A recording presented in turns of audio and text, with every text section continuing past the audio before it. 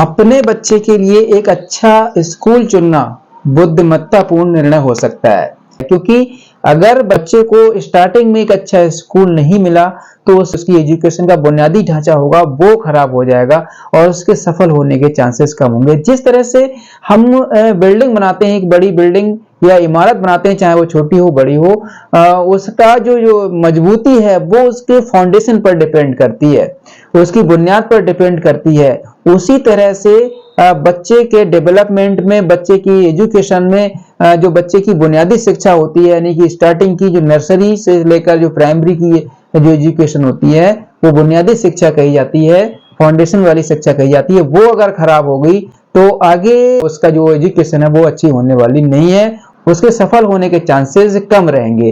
और अगर बुनियादी एजुकेशन बच्चे की अच्छी हो गई तो उसके सफल होने के चांसेस बढ़ जाते हैं। और अगर आप एक बेहतर अच्छे स्कूल की अपने बच्चे के लिए तलाश कर रहे हैं तो मैं इन्हीं बातों को डिस्कस करूंगा कि कैसे पता करें कि एक स्कूल जिसमें आप अपने बच्चे का एडमिशन के लिए सोच रहे हैं वो अच्छा है या नहीं है।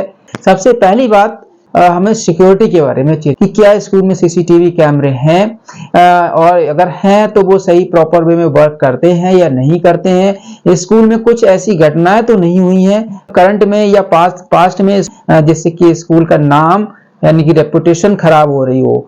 छोटा बच्चा हमारे जब एनसी में करा रहे होते हैं, नर्सरी में करा रहे होते हैं, तो कहीं ऐसा तो नहीं बड़े बच्चे छोटे बच्चों को मेंटली या फिजिकली परेशान करते हों।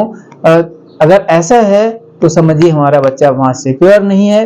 और बच्चे को तो ऐसी जगह मुश्किल होगी, साथ साथ में उनके पेरेंट्स को भी बहुत बड़ी मुश्किल होने वाली है, क्योंकि बच्चे को आपने एडमिशन तो करा दिया, अगर बच्चा स्कूल जाना नहीं चाह रहा है क्योंकि वो स्कूल के एनवायरनमेंट से परेशान है और वो स्कूल जाना नहीं चाह रहा, तो पेरेंट्स के लिए एक बहुत बड़ा हेडेक है कि अब क्या करें। नेक्स्ट जो बहुत ही इंपॉर्टेंट पॉइंट है वो है स्टूडेंट टीचर रेशियो।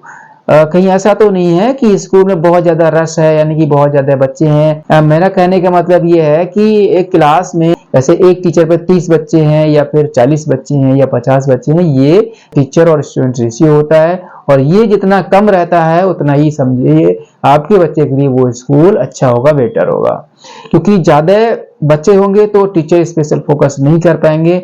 नेक्स्ट है, हमें स्कूल का एनवायरनमेंट जरूर चेक कर लेना है, उस इंटरनल और आउटर दोनों तरह का एनवायरनमेंट चेक कर लेना है। मतलब स्कूल एक ऐसी जगह पर होना चाहिए जहां पर शोर शराबे कम होते हों, बाहर भी और अंदर भी। इस तरह का जो है एनवायरनमेंट होना चाहिए कि बुरी तरह का ना हो, जहां हर समय भगदड़ मची रहती हो, बच्चे डिसिप्लिन में हो। इन चीजों का चेक कर लेना इंटरनल बहुत जरूरी है। नेक्स्ट है करिकुलम और एक्स्ट्रा करिकुलम के बारे में स्कूल जाकर पता कर लें। और एक्स्ट्रा करिकुलम क्या दे रहा है स्कूल, देखिए करिकुलम तो एक ही जैसा होता है सभी स्कूल का, और एक्स्ट्रा करिकुलम में हम कर लेना है स्कूल से एक्टिविटी क्या क्या हो रही हैं, कंपटीशन कौन कौन सी कराते हैं, मॉरल क्लास लगता है या नहीं लगता है, मोटिवेशन क्लास लगता है नहीं लगता है। इन सब बातों का जरूर ध्यान रख लेना है, क्योंकि ये जो एक्स्ट्रा करिकुलम है यही हमारे बच्चे का फिजिकल और मेंटली डेवलपमेंट कर पाते हैं। नेक्स्ट बहुत ही इंपॉर्टेंट चीज है, बच्चे का एडमिशन कराने से पहले अपने आसपास के लोगों से, अपने रिश्तेदारों से उस स्कूल के बारे में रिव्यू जरूर ले लें, यानी कि पता कर लें कि वो स्कूल कैसा है। और अगर उस स्कूल में आपके रिश्तेदारों के या पास पड़ोसियों के या आपके जान पहचान वालों के बच्चे पढ़ रहे हो तो उन लोगों से जरूर बात कीजिए, उनके बच्चे से भी बात कीजिए, उनके बच्चों का बुक्स वगैरह भी देखिए, उनकी नोटबुक्स भी देखिए, उनका राइटिंग भी देखिए, उस बच्चे का बोलचाल का तरीका कैसा है। इन सब चीजों को जरूर चेक कीजिएगा। ये सब ठीक लग रहा है आपको तभी आप उस स्कूल में एडमिशन कराने का डिसीजन लें। नेक्स्ट पॉइंट है कि इंग्लिश मीडियम या फिर हिंदी मीडियम। मैं सजेस्ट करूंगा कि अभी आजकल इंग्लिश मीडियम का दौर चल रहा है और इंग्लिश मीडियम में ही बच्चों को कराएं।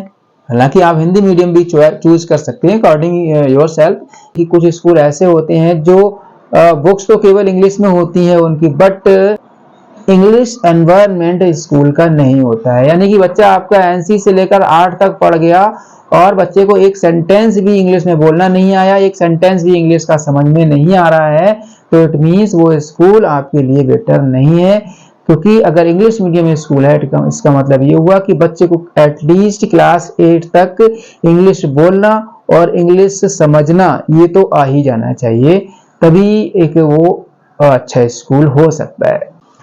नेक्स्ट है लास्ट पॉइंट भी बात करूंगा कि लोकेलिटी क्या है। मतलब मैं सजेस्ट करूंगा कि आप अपने एरिया के ही आसपास के स्कूल में से एक स्कूल चुन लें जो आपके घर से 1 किलोमीटर से लेके 8-10 किलोमीटर तक। इससे ज्यादा ट्रैवलिंग करना ठीक नहीं रहेगा बच्चे के लिए, क्योंकि पूरे कई घंटे पता लगे उस बच्चे की ट्रैवलिंग में ही चले जाएंगे तो वो किस टाइम खेलेगा और किस टाइम पढ़ेगा, यानी सारा उसका जो रूटीन है वो खराब हो जाएगा। ये सब अगर पॉइंट आपने चेक कर लिए और ये सब आपको अच्छे अगर लगे तो आप बिल्कुल मान लीजिए कि वो स्कूल अच्छा है, आप बेझिझक उस स्कूल में एडमिशन करा सकते हैं। थैंक यू, धन्यवाद। Welcome to Bright Future Academy, shaping young minds for a bright future. An English medium school offering quality education from nursery to class 8. We provide a spoken English environment with activity-based learning and strong moral values. With limited seats and caring teachers, every child gets special attention.